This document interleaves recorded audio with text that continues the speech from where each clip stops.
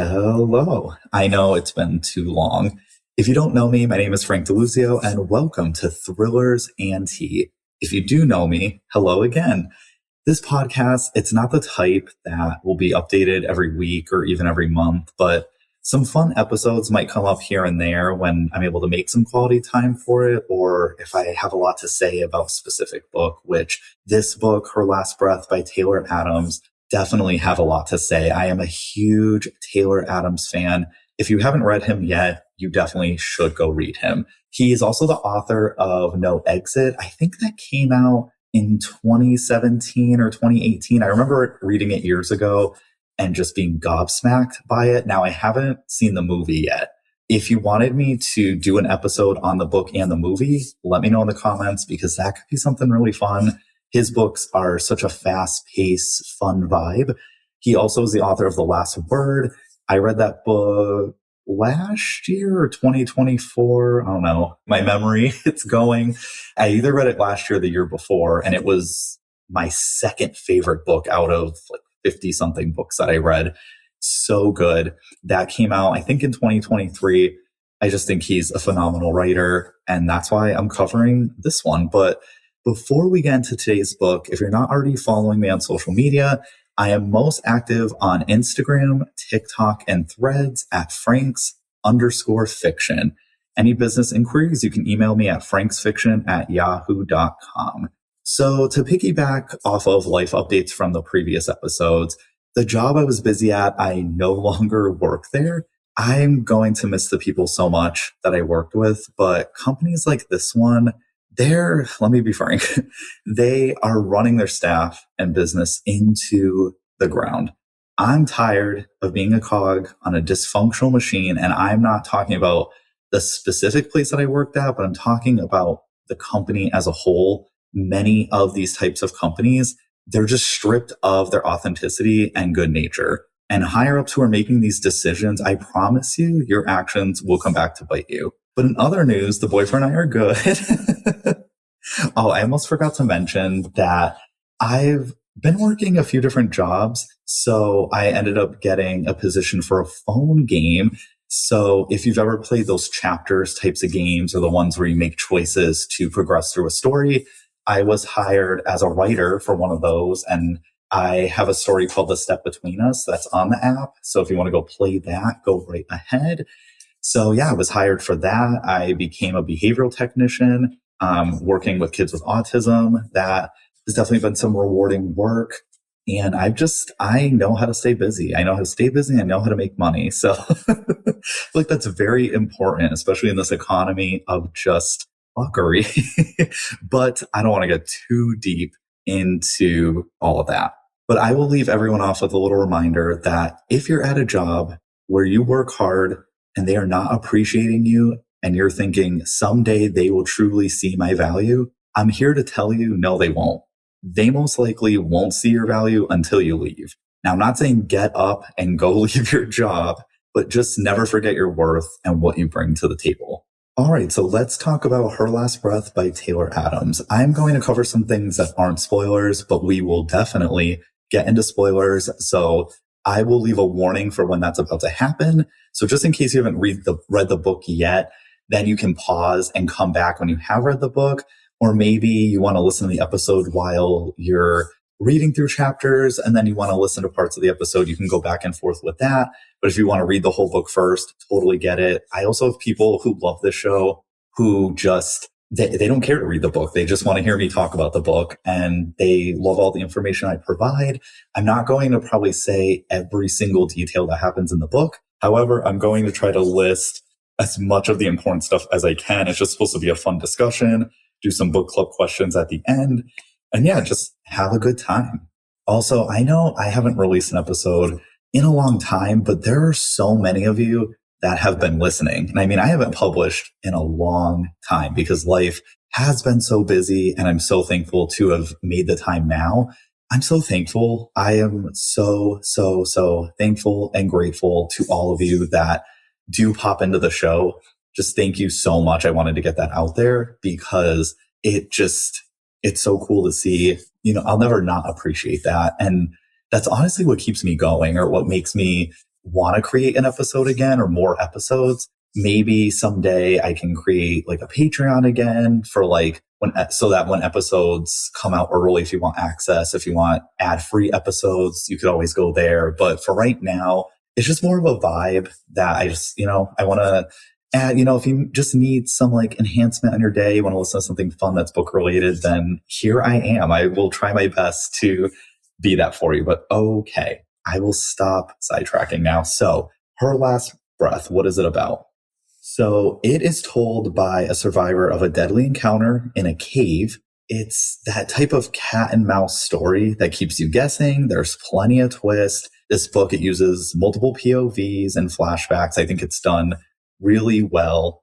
And we have two best friends who are going into this cave together, which first off, this whole premise, it's another thing I really like about Taylor Adams is, so like with No Exit, for example, it's people who are like at this random abandoned like gas station truck stop kind of place. And I hadn't really read about that in a thriller.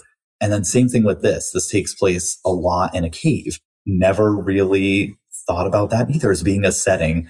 And I can tell Adams definitely did a ton of research into caves and splunking and all of that. And it made me interested in that topic. Now, will I ever do it? Hell no.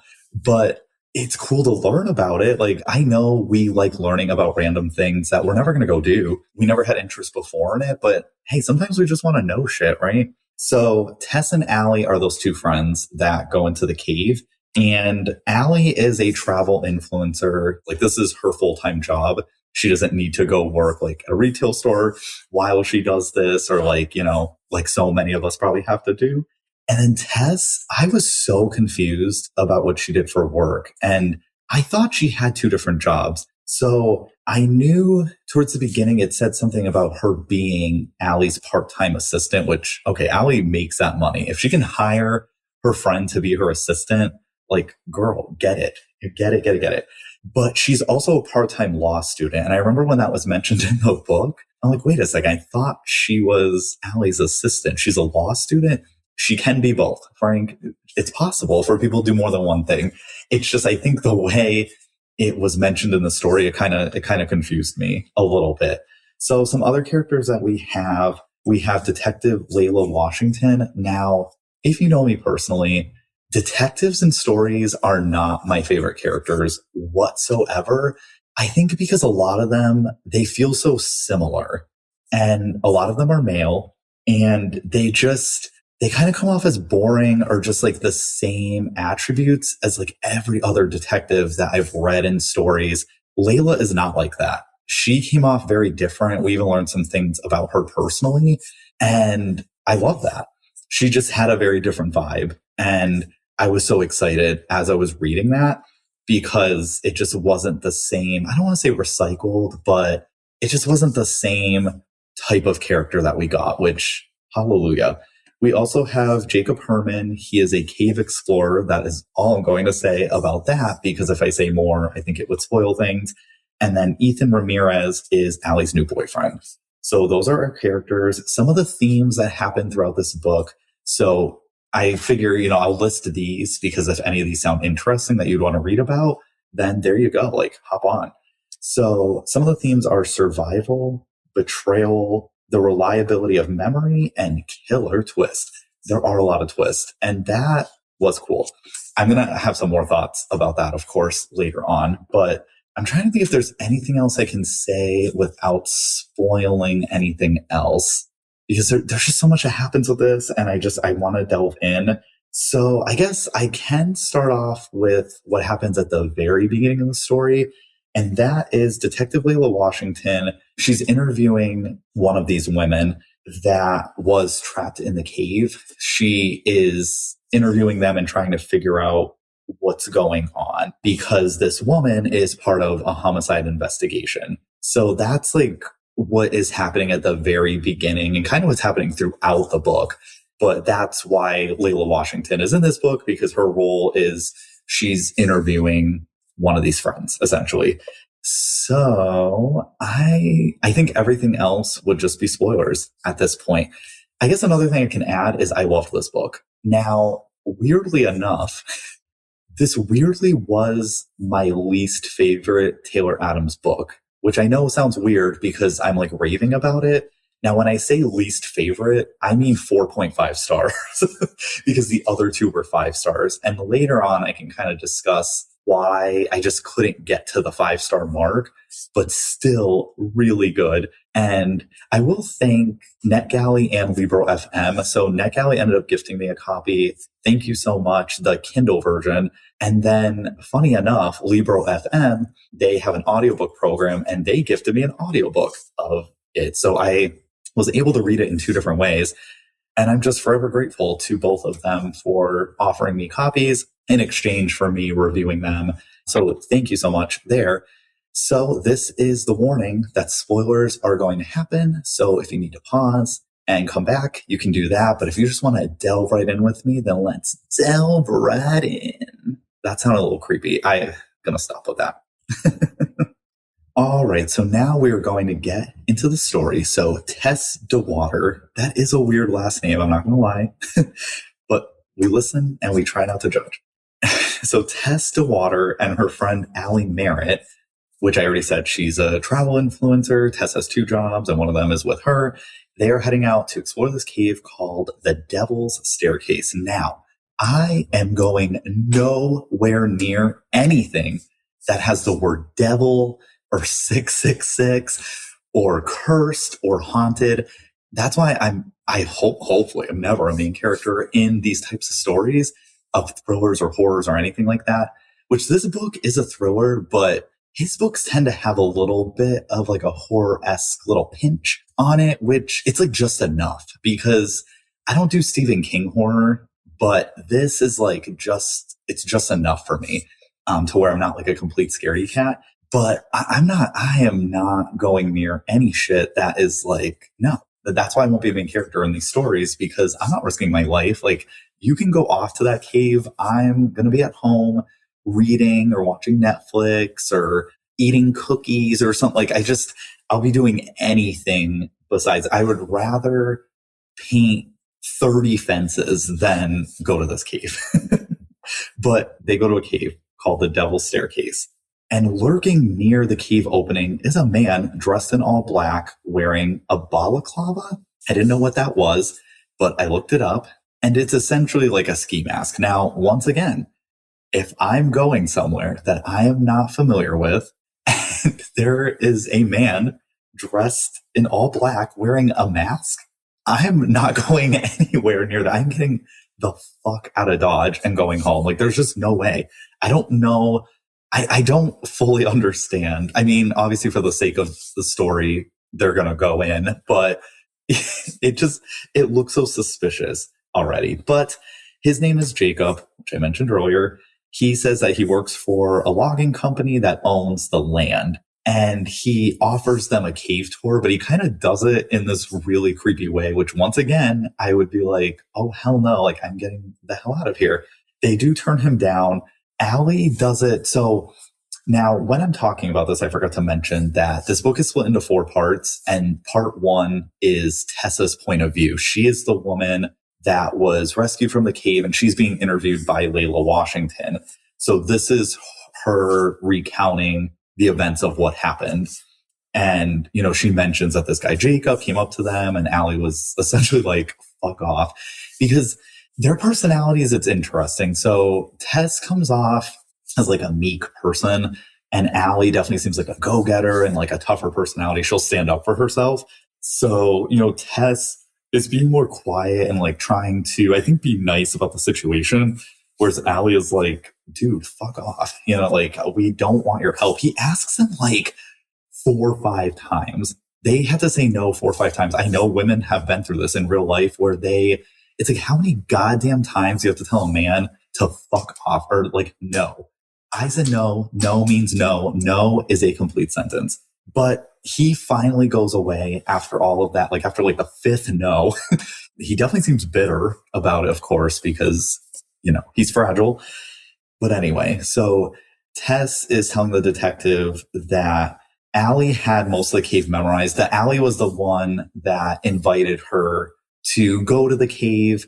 You know, she was nervous about doing this because she's never done it before. And Allie has done this, but she decided to tag along because Allie like knows this really well. And she warns Tess not to go past the sign that has a Grim Reaper on it. Something else that I think is important to mention too is that Tess tells Washington that 2 weeks ago, Allie was in Costa Rica and she called Tess upset. And there's also a part in the cave where Allie was trying to share something to Tess. And of course, right before that happened, that's when this Jacob guy interrupted them. So she wasn't able to fully say like what was on her mind about something that was going on in her life.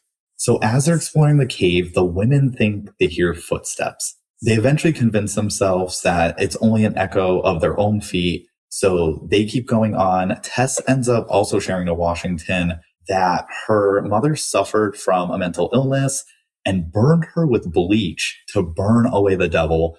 That's fucking insane. Like, wow. I when she was talking about that, it made me a little teary-eyed a little bit as I was reading that, because that's horrible. You know, like, why would a mother ever do that to their child? That's just insane. But because of all that happening, Allie's family took Tess in, which was very nice. But Tess also feels guilty. But because of these nice things that Allie has done for Tess, Tess feels bad that she didn't like put more effort into forcing Allie to like get out of the cave or to like, you know, I don't know, maybe just like handle the situation with Jacob better. So the women end up reaching a tunnel called the Drain Pipe. It's a very tight crawl, and Tess, she can't bring herself to do it. So Allie starts to say something about Ethan. Like we're slowly getting clues on what Allie has been like trying to share with Tess.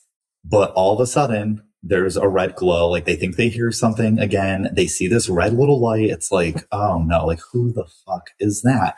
Guess who it is? It's Jacob's creepy ass. So he's trying to talk to them again.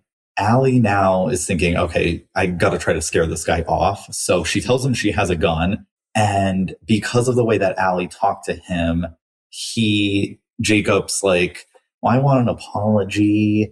And I also want you to zip tie your hands, and then I can come closer to you and you can apologize to my face. What the fuck? Like, the fuck no? Like, excuse me? Like, I don't know who you are. You've been extremely creepy. You want me to zip tie my fucking hands? Like, you're a killer. Like, you have to be. You have to be insane. You have to be some crazy person. Why the hell would I ever let you get near me and also be vulnerable like that? Like, that is the dumbest shit ever. Like, I don't know in his mind what he was thinking. Maybe he wasn't really thinking. Like, there was no way that he thought these girls were going to just be like, okay, like, I'm going to tie my hands up and you can kidnap me or kill me or whatever. Like, I don't know. I don't know. The brain was maybe kind of small. But something that's really creepy is that he ends up saying Allie's full government name. Now, I got goosebumps. That's another thing that Taylor Adams is so good with, is he knows how to enter those moments where everything I've read by him, I have felt goosebumps on my arms. And I feel like those are some of the best stories, because you're just like, oh my God, like, how does he know her name? Like, how does he know that? How does he know her name? So that is very strange. And I had to try to save that in the back of my mind of like, yeah, how does he know that? Because like, you know, which I guess now that I think about it, she seems kind of famous online. So like he could be some stalker or something. In the moment though, I was like, how does he know that? But now that I'm thinking about it, and now that I've read the whole story, like I'm thinking, yeah, maybe he could have recognized her. And like, it's very creepy about this man. I definitely had red flags about this man throughout the whole thing. But anyway, so Allie ends up offering her ATM card and PIN and like will essentially pay him off. She offers like $50,000. Like, if you can just leave us alone, have this money. And Allie also offers, which I thought was really nice, to let Tess go, because this whole interaction that he wants them to apologize for, it's something that Allie did. Like, Tess is more of an innocent bystander in all of this. So it's like, why does she have to be in this like standoff too? So as Tess is recounting these events, Allie's plan, you know, like there's some hesitation on Jacob's end about whether to let them go. And he's just like, yeah, no, I can't do that. He ends up shooting Allie in the head that made me gasp. I'm like, like, oh my God. Because now I'm thinking, oh, fuck. Like, Tess is completely alone and she's in an environment that she is nowhere near comfortable about. And she has to, what is she going to do? Like, her best friend was just shot in front of her. Like, oh my God. So as Tess is telling the detective this, Washington, she tries to reassure Tess that this was not her fault. And Tess ends up saying that she had no choice but to go down that drain pipe that she was scared to go down before, that the fear of like being killed or anything like that, she has to try to escape and get away. And she also mentions that Jacob came after her with a knife. So as Tess is going further into the cave, she ends up reaching a dead end. There's a boulder that is blocking the path with a 1-foot gap. She ends up squeezing into the little gap. She turns around and she ends up facing Jacob. Now, something I forgot to mention earlier on is that with their equipment, there's a couple things I actually forgot to mention. So one thing I forgot to mention, and I didn't know this about caves, I guess you're supposed to have 3 people at least. And, you know, these girls went in just 2 of them. Technically, there's this third guy, but he's a fucking weirdo. And Allie did mention to Ethan that they were going in the cave. So I don't know, like, Allie's so experienced with this type of thing. Like, she knows the cave so well that maybe she was thinking, as long as I tell someone on the outside about where we are and what's going on, if we don't get back to him in a certain amount of time, then, you know, he can alert some help or something, like he'll know something's wrong. So I don't know, like, if that was part of it or anything like that. But I also forgot to mention that they're wearing all their equipment, but there's cameras on top of their head. So what Tess realizes is she filmed Allie's murder. And because she filmed the murder, Jacob wants to somehow like get rid of that evidence. He's obviously trying to kill Tess and wants to eliminate any sort of evidence that might be, you know, that could get him in trouble. So Jacob ends up leaving, which I thought was strange, but also he was talking about like he could just let her starve down there or something and then like come back and, you know, get the stuff. But Washington, as Tess is telling the detective, she realizes that his next move could be a trap. And another thing that is revealed in the book now about Washington, I thought this is what made her also interesting, is that with a lot of detectives, I don't think you get too much information. Like maybe they have a partner or something that they mention, but they're very just like in like narrator mode or just protagonist mode. And like, you don't really get backstory to them. But with Washington, you know, it's starting to be revealed that she is experiencing dementia symptoms. And she kind of feels like because of that and just like her age and everything, that she's being assigned to kind of like the things that aren't as important, whereas like the other detectives and cops and stuff, they get to do more like the exciting work or like what's considered the important work. Where with Layla Washington, they're like, oh, you can just interview this girl that's been in the cave and like your job's done. And, you know, she obviously doesn't like that. But getting back into the story that Tess is recounting to the detective, she said she waited an hour or so, but she knew that she was going to run out of light, run out of food and water. Washington asks about Ethan, the boyfriend, and Tess says that there was something bothering Allie, but at least Ethan knew where they were. Washington ends up telling Tess that their phones were found smashed inside Jacob's vehicle. He had ended up, since he had access to their phones and to Allie's, he ended up sending texts to Ethan and to Tess's work so that no one would be suspicious or that they wouldn't be missed. So it was a good cover up where like they're obviously in trouble. I mean, especially Tess. And it's like now no one's going to come looking for them. So before we get into the second part of the story, Washington does mention that Allie had legal troubles, that she was being investigated for wire fraud, which I didn't see that coming. And neither did Tess. Tess had no idea, which is also interesting to me because she's her assistant, but she didn't know about that. I mean, I could see that, I guess, being possible, but then also like, bitch, are you doing your job? Like, how do you not know about this? You're like her right-hand woman in this type of thing. But anyway, now we go into part 2, which is Jacob's point of view. So Jacob reflects on how wrong that this whole plan had gone. He was supposed to zip tie the victims, which like, that just was not going to happen. Come on. But he wanted to zip tie them, cut their throats, burn his clothes, and hide out somewhere. He ends up seeing that Tessa's clothing is like caught on something and he's thinking, okay, I got her here. But in reality, Tess was tricking him, pretending that something was caught so that he thought he got her at a vulnerable moment. So as he goes to approach her, she stabs him right in the face.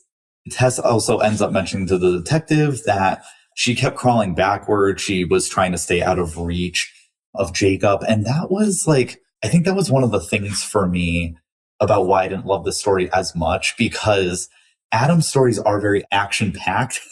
And this story did have a lot of action, but the other two, you really feel it, especially the last word. I think there's action consistently.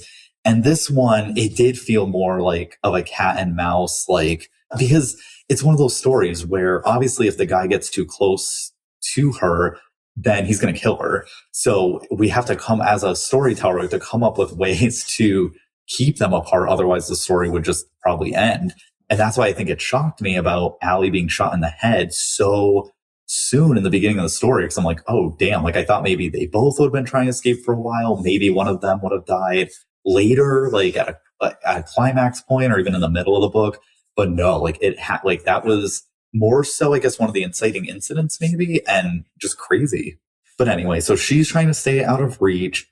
Jacob is crawling forward to her. She was getting close to this part of the drain pipe. It's called Worse Than Death. I mean, who named these? Who named this cave? I mean, I know it's fictional, but maybe it's, now that I think about it, it could be some foreshadowing in a way. So that, I think that was clever. I think the names in a way were kind of clever. But another thing that Jacob realizes, or another reason that Jacob really wants this footage, because that's what it's kind of coming down to. He wants to kill Tess, but he really wants this footage because Tess not only has his voice and Allie's murder on camera, but she ended up getting his face on camera as well. And Jacob's thinking, well, fuck, I'm not supposed to get caught doing this. So he's really trying to get the footage from her and essentially just always lying. He's a big fucking liar. I mean, what a shock. But he's saying, oh, if you give me the footage, I'll let you live. And Tess knows he's lying. Come on, you've been lying about everything else, so she's not going to believe him. But she's also thinking to herself, how can I get out of here? I'm going to have to, maybe I'm going to have to give him this memory card. But she's, I think, also worried that he's just going to kill me anyway, or he's just going to keep me trapped to where I can't get out. And I'm screwed anyway. But she's kind of feeling like she's grasping at straws. So she does toss the card to him and he ends up breaking it in half. And he does take that balaclava off. Oh, maybe I skipped ahead about his face being on camera. Sorry, I'm trying to recount everything. I forgot that she did toss the card and then he took that off. And then Tess admits that she didn't give him the real memory card, but that was a spare. So now his face is on camera. So now he really needs this footage because now he's even more screwed than he was before. So then we get to a part in the story where Tess asks Detective Washington what it's like to be a detective. And Washington says something that really changed my thought process through the rest of this book. She says that most people dig their own graves. She just hands them a shovel and listens. And in this very moment, I'm thinking now, Tess is the bad guy, isn't she? It immediately, because I was just going along with the story. But I have to remember, thriller writers, they're going to throw twists in. But it was she said that exact line, and that struck a chord with me of me thinking, because then when I thought that Tess could maybe not be so innocent as she's coming across, then I just started thinking about the story so far and things she was saying. And I'm like, huh. For example, how did she get a knife? Because Allie ended up having a knife, but why would she have Allie's knife? So I just started thinking, and how is she maneuvering through this cave that she knows nothing about so well? How is she being able to get away?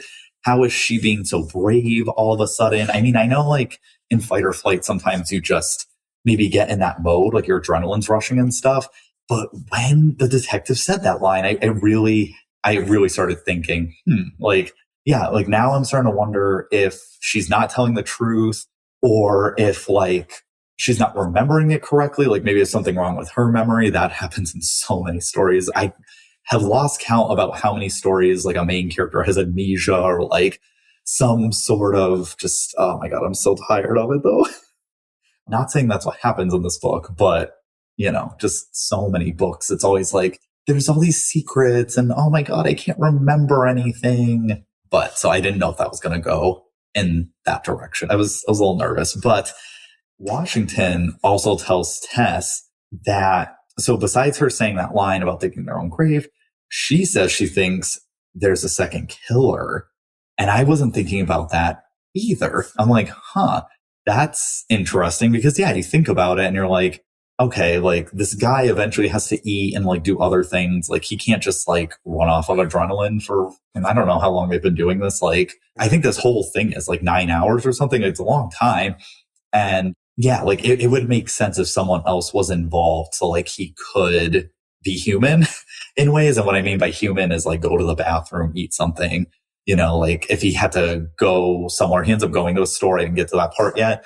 But things like that, it would make sense if a second person is making sure that Tess isn't escaping or that someone isn't escaping in the cave. So anyway, she thinks there's a second killer because there was a partial bloody glove print on Jacob's Jeep. And it wasn't his handprint. She asks Tess if she has any ideas of who the second person could be. And Tess is maybe thinking the boyfriend in some sort of way. Like he could have been upset and wanted Allie killed for whatever reason, maybe hired this guy. Like she's starting to think like maybe Ethan had something to do with it. A lot of these books too, it's like, it's always the husband or the boyfriend, like they tend to maybe be involved. And, I think it's like real life too. When someone is murdered or like something is happening, usually the first person you're going to go to is the partner, or like you're going to definitely investigate the people that they know personally, because so many crimes happen from someone that the victim knew personally. Washington ends up revealing that they found a receipt in Allie's car for a 6 pregnancy test. So now we're like, as a reader, we're thinking, oh, is that what Allie was upset about? Like maybe, she got pregnant, told Ethan didn't want to have a baby, didn't want her to be pregnant, and maybe carried this out. And it's also revealed in Jacob's point of view that he regrets accepting only $30,000 to commit a murder. So now it's revealed he was hired to kill the girls. And it's like, okay. So he's not like the main mastermind. And there's obviously a really good chance that there's someone else involved, whether it's a second killer or just like, a murder for hire. Washington also reflects that the rescue for Tess was amazing because a distress call from Jacob's Jeep is what ended up saving her. But Tess tells Detective Washington that she had no choice but to go even deeper in the cave. She ended up falling and she broke her headlamp. But she ends up sharing too that she felt like Allie was with her and that she had to do this not only for herself, but she had to do this for Allie. Jacob ends up following her back into the cave. They end up in some larger space and Jacob tries shooting at her. So now in the cave, Tess is reaching that Grim Reaper thing where earlier Allie was saying, don't go down there, like don't go past that, because it ends up being this straight drop that is like very, very slippery rock. But Tess ended up having one of Allie's ropes and there was one last anchor bolt, so she fed the rope through. Jacob ends up walking into Tess's rope and tackles him. She tries to stab him, but he ends up knocking the knife away. Then she does something really cool. She ends up just jumping, which, she had some fear behind, but obviously she's going to try to save her life. So the rope was tangled around Jacob's hand. So this guy breaks fingers and he's trying to saw off the rope because the way that she jumped, it's like it just fucked his hand up. But also we got to remember she has no light. So now she's going into this area, no light, and it's very slippery rock. And now she's in a position where she probably feels really screwed. So Washington asks Tess if she saw Allie get shot because her body wasn't in the cave, which once again, like if they didn't find a body, and now when she supposedly was shot, it happened so much more at like a surface level in the cave. Like they hadn't gotten really far yet. So if they didn't find a body, like that's very suspicious. It's like why they found Tess, who was at a much lower level. Why didn't they find Allie's body? Like this is just something that's important to consider. And then we get another reveal that Jacob has a girlfriend. And what Tess is telling us is that even though Allie was dating Ethan, she had this secret boyfriend who is Jacob. And so Allie's asking Jacob, is she dead yet? And revealing that 3 weeks earlier, she asked Jacob to kill her best friend. Now, why would Allie ask him to kill Tess? I don't know. I was thinking about that, but I was very curious on what the hell was going on and like why there was some sort of hit. So Washington ends up pausing the story. She asks Tess more about Allie. Like, does she have any history of violence? And why didn't they bring a third person? Which was something I thought about too. Like, yeah, that's a good question. So Washington ends up, and Tess doesn't really have any answers. She doesn't say that Allie is like a violent person herself per se. Like she doesn't know that about her, but sometimes maybe she has dealt with men who were more violent and maybe they could have like influenced her in some sort of way. And once again, she doesn't really have an answer about the third person thing. She just kind of plays it off as like, oh, I didn't know that because I never really do this. I've never done it before. And Allie has asked me many times in the past to go into the caves and stuff. And I just never wanted to do it. But then I finally caved, no pun intended, and just decided to go along with it. So that's kind of how she answers that. So the detective, she also ends up telling Tess that, and that's another thing with the story too, there's a lot of talking points where with the other ones, there wasn't a lot of time to talk. It was just like action, action, action.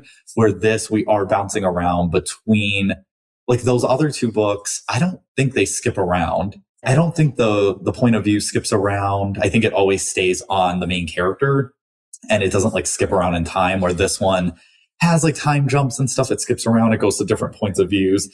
And because of all this like interview stuff, there is a lot of talking. And I think that was another thing that made me chip the rating down slightly, but I still think like everything that he wrote with this was done really well. So Washington tells Tess that Jacob ended up leaving the cave and went to nearby town. He bought a wrench, he bought tape, and he bought a garden hose. And the plan was to send carbon dioxide down into the cave, like gassing her out, killing her. So meanwhile, Tess is still describing to the detective her search for a way out. She ends up finding an opening. It's underwater, and that's why it's called Worse Than Death, because drowning down there in that where like potentially no one could ever find your body is in a way worse than death. And all that Tess had on her were a few glow sticks and an empty gun. She ended up getting because I want to say the gun was in Jacob's hand. And when she jumped, the gun fell out of his hand because his hand broke. It was around the rope. So she ended up with the gun. And as a reader thinking, oh, good, like she's got the gun. But of course, there's no bullets in it. So it's like, oh, well, this is useless. Until she checks the chamber and there is one bullet left in that. So Tess is waiting for Jacob to expose himself over the edge of this. Like he's still nearby her. He's keeping, good pace with like staying near her. And or at least like this is a story that Tess is telling us. So he's not like exposing himself, but she tries to get him to expose himself by saying, okay, like I'll give you the spare memory card that your face is on and all of that. Washington, the detective, asks a lot of good questions. And I thought this was another good one. And I didn't think about it originally, but she asks Tess, why did Allie give her a camera to wear on her head if she planned to murder her? Such a good point. Like, yeah, that doesn't make any sense unless she's like some weird sadistic person that like wanted to watch the murder on her own free time. But not very many people do that. And to be honest, I don't know if this is a stereotype, but anything I've seen with like female killers, typically they don't have that. So like, yeah, I thought that was a good question because why? And she's also wondering too, which I've been wondering, what was the motive that Allie would want to kill her? So Tess tries to maneuver around all of that. And to me, like, think she really had the best answers. She mentioned something about like maybe she thought, or that Allie thought Tess knew about the wire fraud stuff. So she was going to like have her killed or something like that. Like she's thinking like maybe something to do with that, or just like influence from the secret boyfriend or from Ethan or whoever, like is just like, like maybe Allie has been envious or just like not, like since they took her in and everything, like maybe she just, had this like deep hatred for her that Tess wasn't aware of. So as Jacob's trying to figure out how to still get this memory card, because also something that there's a discussion too down there about, so one of the reasons because I mentioned earlier that like the plan was to gas her out, and the reason that he's not yet, because one would think, oh, just gas her out and she's dead. But he's worried that like she could die. Allie ends up in the cave. She ends up saying that like, yeah, you can kill me, but like they're gonna find this memory card down here. Like if you don't have it, they're gonna investigate everything. And like, you're not going to be able to come down here and get my body. Like it's just going to be way too hard to maneuver that. We're so deep now in this, or like for you to even get the footage or anything like that. Like, well, and the part that they're at now could be like underwater and stuff. And she mentioned something about like, I'll swallow the footage. Yeah, she ends up saying like, I'll swallow the footage. I'll be dead down here. And eventually some ME is going to get the memory card out of me. Now, I don't know how realistic that is. Let me know in the comments if that's something that could actually happen. Like there's a memory card, someone could swallow it. And like when an ME is examining the body, they can, I don't know if the body would poop it out somehow. I don't think that could happen if you're dead, or if they like had to cut it out. Like, I don't know how they would find that. But like, and even if they do find it, would it still work? Like, let me know, because I don't know how accurate that is, but it could be. I just don't have knowledge on that. But anyway, so Jacob's trying to figure out how to get the memory card, but someone shows up looking for Allie and Tess. And the person that shows up, they know that Allie and Tess are still at the cave because he sees Allie's car. And who ends up being is Ethan, because Ethan knew they were here, and he did receive a text, but it just didn't, something was off about it. So he decided to be a good boyfriend, potentially, and come to the scene. And Ethan also knows another thing that was off to Ethan about the whole Allie's text thing is that Allie ended up missing.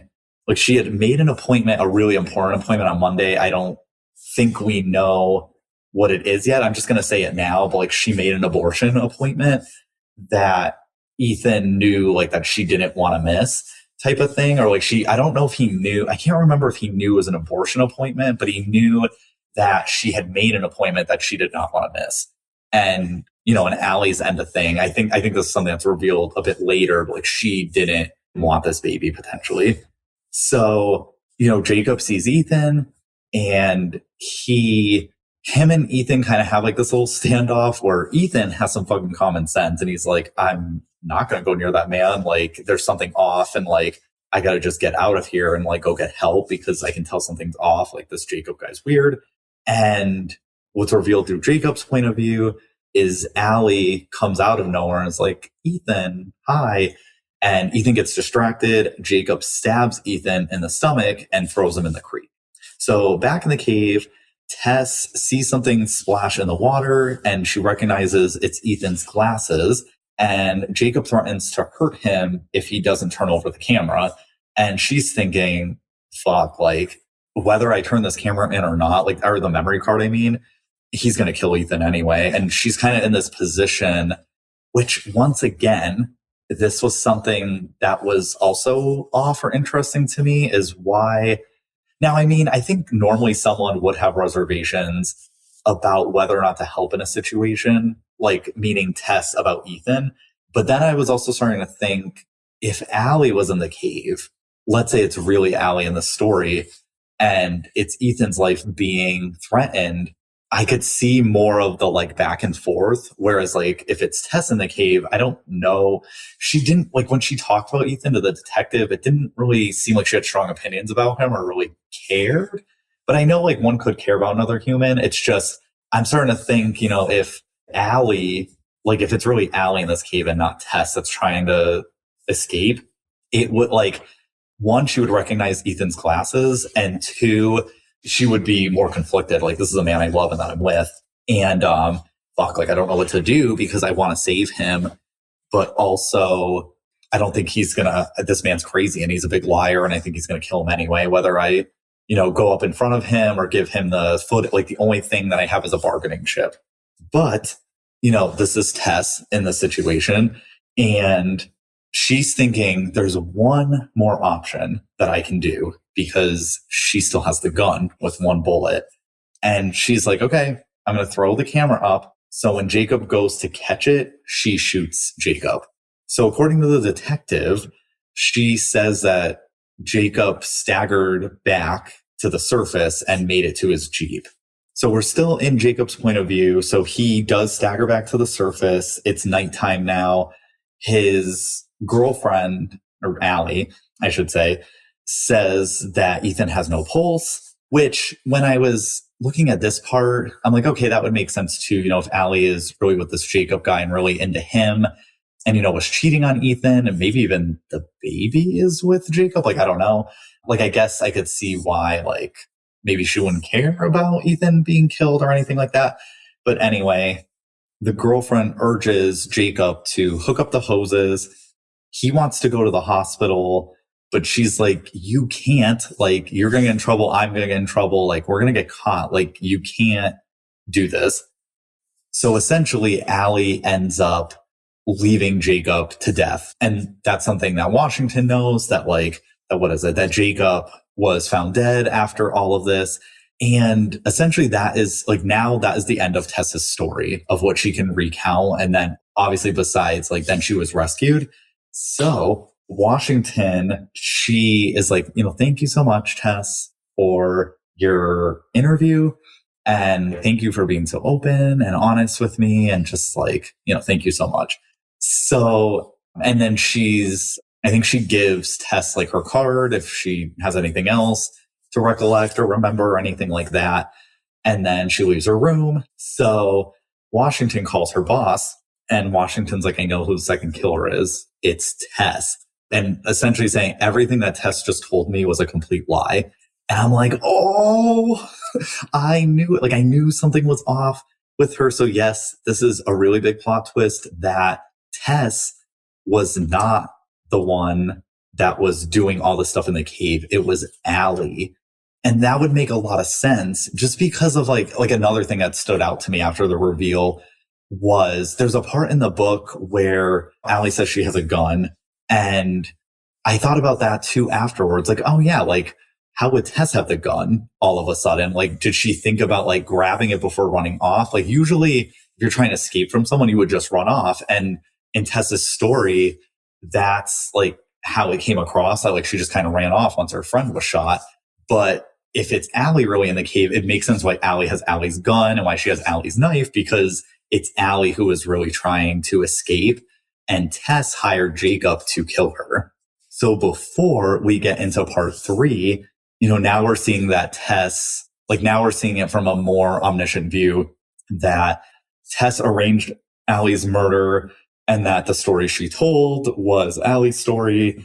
And Washington, she's ready to arrest Tess, but, she's not taken seriously by her boss or her colleagues and stuff. And her boss is like, no, we should wait, which that's fucking stupid because, of course, someone who's guilty and and they know they're guilty, they're going to try to escape. They're going to try to run away or something. And that's what Layla Washington is familiar with. This girl's going to fucking run. She thinks she pulled a wool over my eyes. It would make sense to just get her now as she's leaving the hospital because she's going to be discharged and stuff soon. And they're like, no, we'll wait until the next day. Her boss is thinking that. And it's dude, what school did you go to? Are you an idiot? So, and I said earlier too, Jacob ends up dying, but now we're seeing him dying in real time and Tess is berating him. So this was really Tess's boyfriend, which also makes a lot of sense versus Allie having a secret boyfriend. And I could also see that catching Ethan off guard, just seeing Tess randomly with no Allie and being yeah, what are you doing out here? That's weird. And her, like I said earlier about if Allie was really in the cave, it makes sense why she'd feel conflicted about Ethan, stuff like that.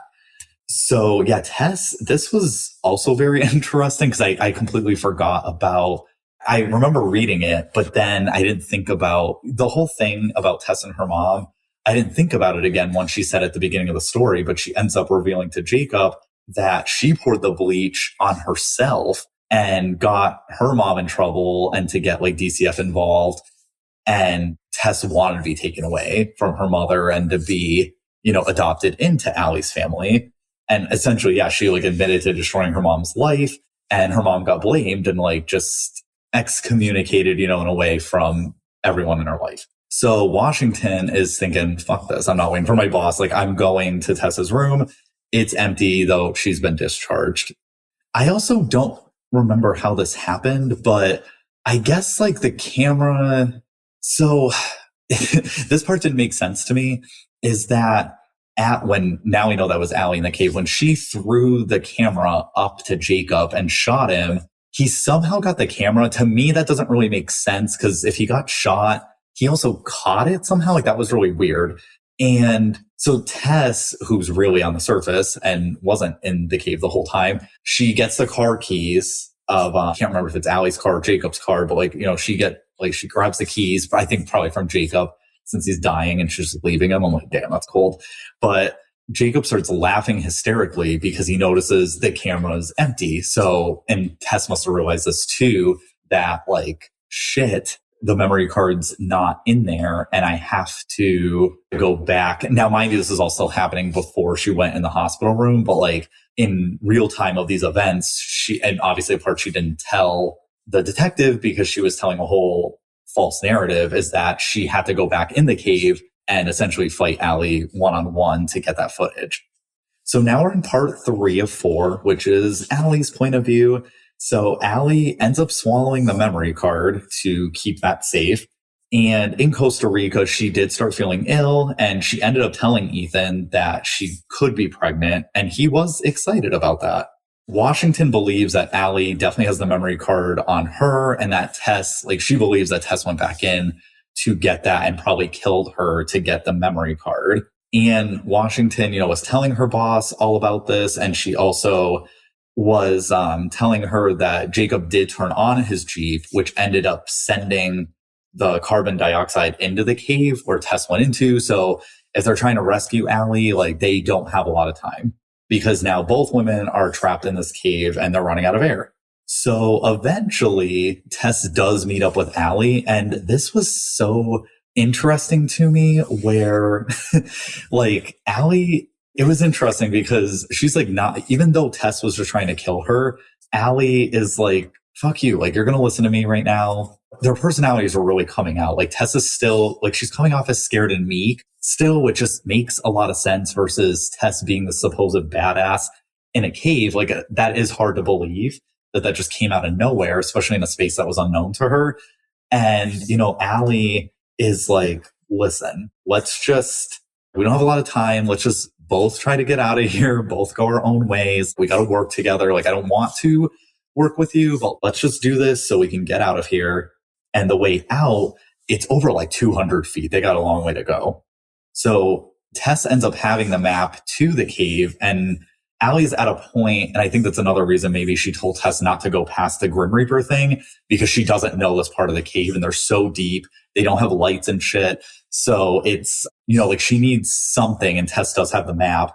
But of course, Allie's asking Tess for the map, and Tess doesn't want to give her the map because Tess is like still trying to kill her. So they end up arguing over the map. Tess says she's sorry about this whole thing and planning this out. And Tess says, okay, we're going to go left. Like, I guess there's like a fork where you either go left or right. And one of the ways is going to be a dead end, and the other way is going to be the way out. So Tess is like, okay, like, we're going to go left. So Allie ends up going right because she's like, Tess is probably fucking lying to me. She wants me dead. So she's going to tell me to go the wrong way.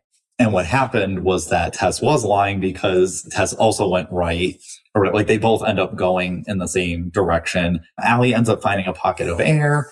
Tess is still following, close behind, and she still has the map.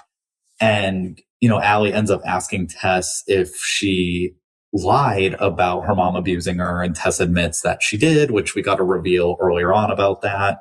But then there's another part where like there's another, or I think what happens is, sorry, I might be messing this up a little bit. They're not at the fork yet or something, but like they're talking about like Allie was thinking to herself, I'm going to go in one direction. Like they didn't do the direction thing yet.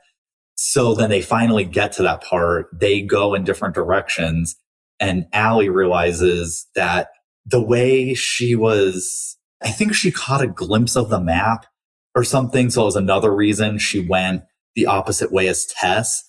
But then she ends up hitting a dead end because she like the way that she thought she saw the map, it was really like backwards or something. Like she ended up reading it wrong. So then she's hitting the dead end instead of Tess hitting the dead end. She was kind of hoping like maybe Tess could get the dead end and die or something. Like at this point, they're just trying to make sure the other one's dead.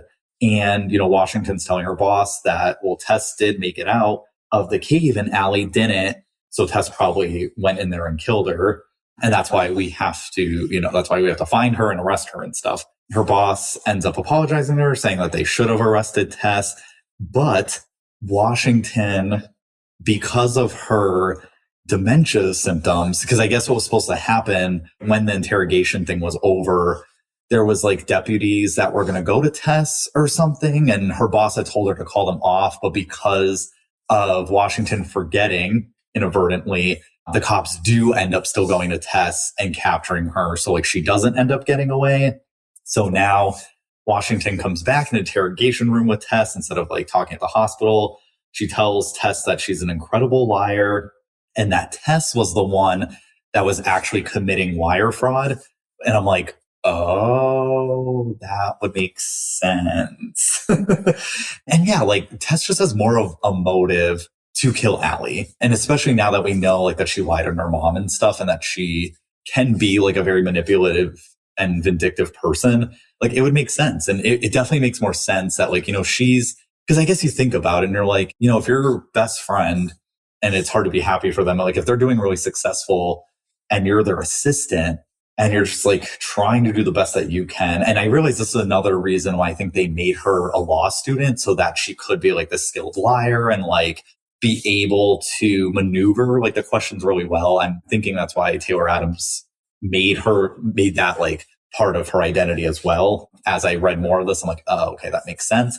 Yeah, it would make sense with doing the wire fraud and feeling envious of Allie. Like it would make total sense of like a motive why Tess would want to kill Allie. And it would also make sense that Tess would be terrified that Allie would find out about the embezzling and then try to plan this murder.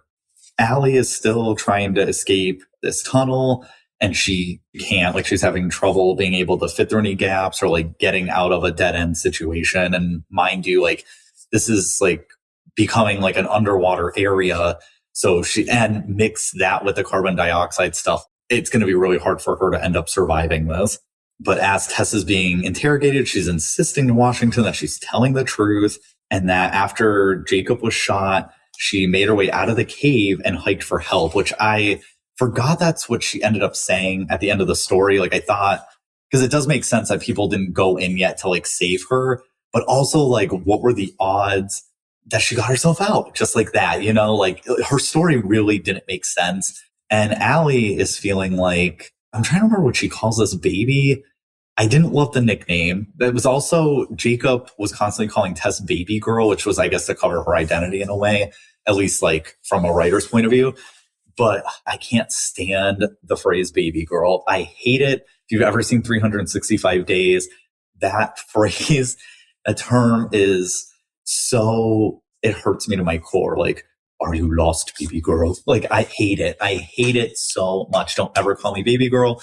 No. And so I hated that. And then she calls, I can't remember what Allie was calling her unborn baby. Something seed. I don't know. I didn't like it though either. But anyway, that's not important. What's important is that Allie, as she's down there in the cave, she's deciding if she somehow can make it out of this, she would want to keep the baby. She doesn't want to abort it anymore. So now we get into this fourth part that I wasn't expecting, and it's Ethan's point of view. And this is the part that I'm like, how accurate would this be? Like, if we're thinking about this as like a real life thing, like how accurate would this be? So when Ethan heard Tess coming, he held his breath and he squeezed rocks under his armpits to restrict the blood flow. Now, Taylor Adams obviously probably did way more research than I ever have on this topic. So I don't know how accurate this is. Something I would definitely want to hear from people in the medical field, or, like just people who would maybe know if this is possible. If you could hold your breath, squeeze rocks under your armpit somehow to restrict the blood flow, and that can make someone think that you're dead because they would like go to feel your pulse and they wouldn't feel it. Like, is that true? Is that something that can happen? That was hard for me to believe that worked, but it did work. So Ethan actually didn't die, but they thought he died. But of course he didn't, because this is a book with a ton of twists. And I will say that was another thing, not that specific event necessarily that brought me to 4.5 instead of a 5-star rating, but it almost felt like too many twists. Like, I like a good amount of twists, but this book, I can't believe I'm saying this, but this book was too twisty, if that makes sense. Like, sometimes I think there's so many twists that one or two of those extra twists are maybe a little unnecessary. That's kind of how it's coming off for me. But anyway, so she leaves because she thinks he's dead, because Jacob's dead too. And Ethan ends up breaking the zip ties, like there were zip ties on him or something. And he uses Jacob's CB radio to call for help. And that's how he was rescued and didn't end up dying. And Washington admits to Tess in the interrogation room that she was playing Tess the whole time. Like, she said that line, I just gave you the shovel. I just give him the shovel and I let him dig. I don't know why I have an accent there, but essentially I could see Layla Washington being Southern. Maybe she could be like a nice Southern woman. Anyway, so she, like, the whole time that Tess was telling all her lies to the detective, they've been trying to rescue Allie because of Ethan's radio call. And like, they have him in a hospital and stuff and are like trying to make sure that he lives too. And, even, she essentially admits, even if Allie dies, like, we will have that memory card as proof, because, Tess is probably thinking, oh, well, she mentioned something in the book. I think she says this to Jacob, that like the plan all along was 3 dead bodies, and 3 dead bodies can't speak against my live one. So like, essentially Tess gets fucked. And in the epilogue, Ethan wakes up in the hospital. Washington's there. She tries to speak to him, but she ends up holding out her phone because she ends up getting this text about, and all it says is, we saved her, meaning that Allie does live. We don't get anything else out. That's how the story ends. Not my favorite ending, but still a very twisty ride. I had a lot of fun with it. So let's go over some book questions. So one of the first questions is, what was your initial reaction to the premise? I think I said this earlier, but I thought it was very interesting because it takes place in a cave. I've never read a thriller. I never really read a book that involved that. Let me know if there are other stories that involve like someone being trapped in that type of situation where it's like a cave or it's something in nature in that way that's similar. But I personally haven't read anything like that yet. And I think Taylor Adams is so creative. He does his research. I feel like he does it pretty thoroughly and just goes with it. And it was such a fun ride. And that premise had excited me. And that's why initially I applied for a Kindle copy through NetGalley. And then I just got lucky and also got the audio version. So I got a little bit of both. And that was a really cool experience to be able to read it physically, to listen to it audioly, and to also, if I wanted, to do both experiences at the same time. Another question was, which character did you sympathize with the most? As I was reading this, I didn't sympathize with anyone personally because I didn't know who I could trust. At one point, I didn't even know how much we could trust Layla Washington because you just never know. Like these types of books, anyone could be the killer, anyone could be doing something. I actually thought at one point that what if Jacob was Layla's son and she was trying to like see how much Tess knew and then she was going to kill her if she knew too much or something like that. Like I actually thought about that. At one point, that was a theory I was thinking of. I'm like, oh, that could be it. So I was definitely hypothesizing a lot. Once she said that line though, that really, for some reason, that really stuck with me. And I think it's because she said it in two different ways in a row. Now, if she had only said, I let people bury themselves, and she didn't say that second sentence, maybe I wouldn't have caught it. But since she really hammered in that she lets people dig themselves, like dig their own grave essentially, and get themselves caught up in a lie, I'm like, oh, that's what Tess is doing, isn't she? And that was correct. But I mean, now looking back, I definitely have sympathy for Ethan, but during it, I really didn't have sympathy for anyone because I didn't know. I'm like, Ethan could be bad. Allie could be bad. Tess could be bad. Everyone could be bad. And there's no good guys. But obviously, like Allie and Ethan, I definitely have sympathy for now after reading it. How did the pace of the novel affect your reading experience? The pace was really fast. I thought it was really good. I was nervous that all the talking points where Tess is recounting her, her made up story and stuff, I was nervous that was going to slow down the pace, but I don't think it did. I was always staying engaged. I was very curious about what was going to happen next in the story. And I never got bored. I just wanted to keep going. And I ended up reading the story within maybe 2 to 4 days max. Like it was one of those stories you definitely didn't want to put down. Were you suspicious of Tess? I mean, yes, like I said before, and it was interesting because it's once the detective said that I got suspicious, but Tess was tricking me. I really wasn't, when she was talking at the way beginning, I wasn't expecting her to necessarily be bad, even though there was potentially some hints there for being a bad guy. I didn't catch on to that. So I think Tess was doing a good job with that. And looking back on the whole baby girl thing, that in a way was its own hint because no specific name was being said. It was like a way to cover that. And then thinking about that, yeah, I'm like, okay, like, technically the woman's identity was never revealed. And there was a reason for that. It's because Jacob was not talking to Allie. He was talking to Tess. And that would also make sense why Jacob knew Allie's full name, because Tess hired him and Tess told him all of that. So now that we got the whole story, it's like, okay, that makes sense. And I'm happy that Adams was able to connect all those plot points in a good way. Someone asked, how does Jacob know Allie's name when they meet up? I just talked about that a little bit, but I mean, could he have known her beforehand? I had said that earlier in the episode because of her being famous, maybe. And maybe there could have been some hatred on his end, but most likely, I just think Tess hired him and maybe he didn't even know anything about her. There was a part in the book I didn't mention. Jacob's dad is in this book. I don't think it was that important, but it's essentially what happened with him and his dad. His dad was some crazy fucking guy. What a shock. And that kind of got him attracted to being able to control people and embarrass them or eventually leading to killing them and stuff. I don't know. That's what got his thrill of this, because one would wonder, oh, why would he even go along with this plan besides the money? And that was why. But I didn't mention that earlier because I don't think it was the most important thing. We knew this guy was fucking batshit. So that is the end of the questions. Thank you so much to everyone who is listening to this episode. If you got to the end of the episode, thank you so much. Thank you to everyone who's been supporting the show and who still continues to support it. Definitely, if you know someone that has read this book and would be curious about an episode like this, share it to them if you want. You can comment on Spotify or wherever this is playing. You could also private message me too as well on Franks_fiction. And that is either on Instagram, TikTok, or Threads. Most likely Instagram I might respond to first. To the other two, I might not see the messages right away. And I think Threads is weird about messages if you're not following each other. I tend to follow mostly everyone, but Instagram's probably the best way to have the one-on-one conversations with me.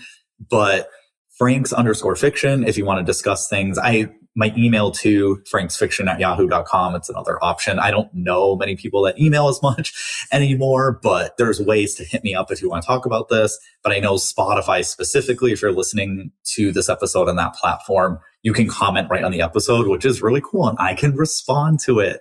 So that is awesome. I hope all of you have a super special, awesome day, super special, awesome month. And I don't know when I'll be back. I guess when I'm inspired by the next great story that really touches the heart that, and it doesn't have to be a thriller book. I might come back with some other book that just was either really good or really bad. This is one of those situations where I thought the story was really good. I already can't wait until Taylor Adams' newest book. I don't know when that's going to be, what it's going to be about, of course, but I cannot wait. If you've not read his stuff, promise, I guarantee it's really good. Have a super special, awesome day and happy reading.